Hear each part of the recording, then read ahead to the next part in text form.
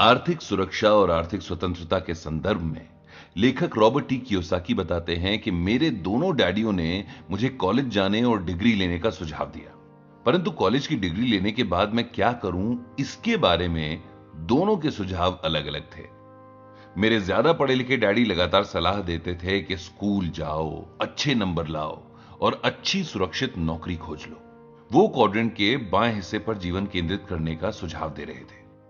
वहीं पर मेरे कम पढ़े लिखे डैडी हमेशा क्वाड्रेंट के दाएं हिस्से पर ध्यान केंद्रित करने की सलाह देते।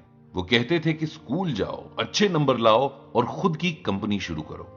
क्वाड्रेंट के दाएं और बाएं हिस्से की बात हम पहले एपिसोड में कर चुके हैं। इस मामले में मेरे दोनों डैडियों का नजरिया अलग अलग था। पुअर डैडी जॉब सिक्योरिटी के बारे में सोचते थे, जबकि रिच डैडी फाइनेंशियल फ्रीडम को लेकर ज्यादा चिंतित रहते थे। नमस्कार दोस्तों, हम चर्चा कर रहे हैं rich dad's cash flow quadrant किताब के बारे में, जिसे लिखा है रॉबर्ट टी कियोसाकी ने। बहुत से लोग नौकरी की सुरक्षा इस वजह से चाहते हैं क्योंकि उन्हें घर पर और स्कूल में यही सिखाया जाता है। उन्हें स्कूल और घर पर यह शिक्षा दी गई है कि नौकरी करना आर्थिक सुरक्षा के लिए ज्यादा जरूरी है। बचपन में ही हमें इस तरह से प्रोग्राम कर दिया जाता था, जहां पर हम फाइनेंशियल फ्रीडम के बारे में ना सोचकर जॉब सिक्योरिटी के बारे में ज्यादा सोचें। हमें इसी तरह से प्रोग्राम किया जाता है कि पैसा कमाना मतलब नौकरी करना ही है। इसीलिए यह स्वाभाविक है कि ज्यादातर लोग जॉब सिक्योरिटी पर ध्यान देकर फाइनेंशियल फ्रीडम को इग्नोर कर देते थे। 90% लोग ई और एस क्वाड्रेंट में काम करते हैं क्योंकि उन्होंने अपने स्कूल में इसी क्वाड्रेंट के बारे में ज्यादा सीखा है, और जिसकी वजह से ऐसे क्वाड्रेंट में आए लोग कर्ज में जल्दी डूब जाते हैं।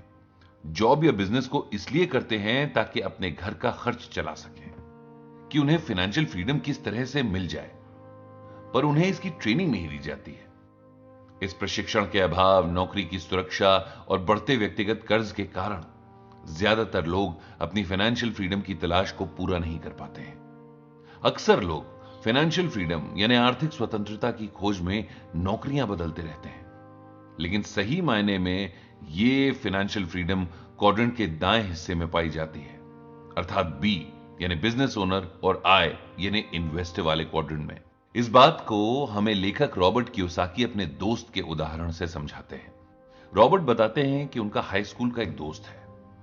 वो उसका हालचाल हर 5 साल बाद लेते रहते हैं, और वो हर 5 साल के बाद एक नई जॉब को पकड़ लेता है। उसे हर बार लगता है कि उसे अपने सपनों की नौकरी मिल गई है। उसे उस नौकरी में अच्छी सैलरी और साथ में काम करने वाले अच्छे लोग भी मिल जाते हैं। लेकिन जब दोबारा उससे 5 साल बाद मिले तो जिस कंपनी में वो काम करता है, उसके लिए वो कंपनी भ्रष्ट और बेकार हो जाती है। वो शिकायत करने लगता है कि उसके बॉस और साथ में काम करने वाले लोगों का व्यवहार अच्छा नहीं है।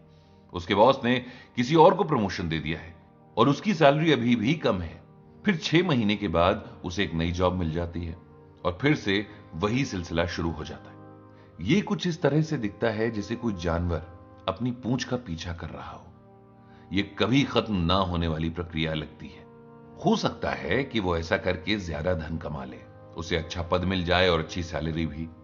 वो जिंदगी भर इसी तरह कड़ी मेहनत की राह पर चलता रहेगा, लेकिन इससे उसे आर्थिक स्वतंत्रता नहीं मिल पाएगी। टैक्स और लोन की वजह से कई लोगों को फाइनेंशियल फ्रीडम नहीं मिल पाती है और ऐसे लोग फाइनेंशियली इनसिक्योर महसूस करते हैं। फाइनेंशियल सिक्योरिटी या फ्रीडम की राह कैश फ्लो क्वाड्रेंट के दाएं हिस्से में पाई जाती है। आप नौकरी के समय के बाद अपनी सैलरी और खाली समय का क्या करते हैं, उसी से आपका भविष्य निर्धारित होता है।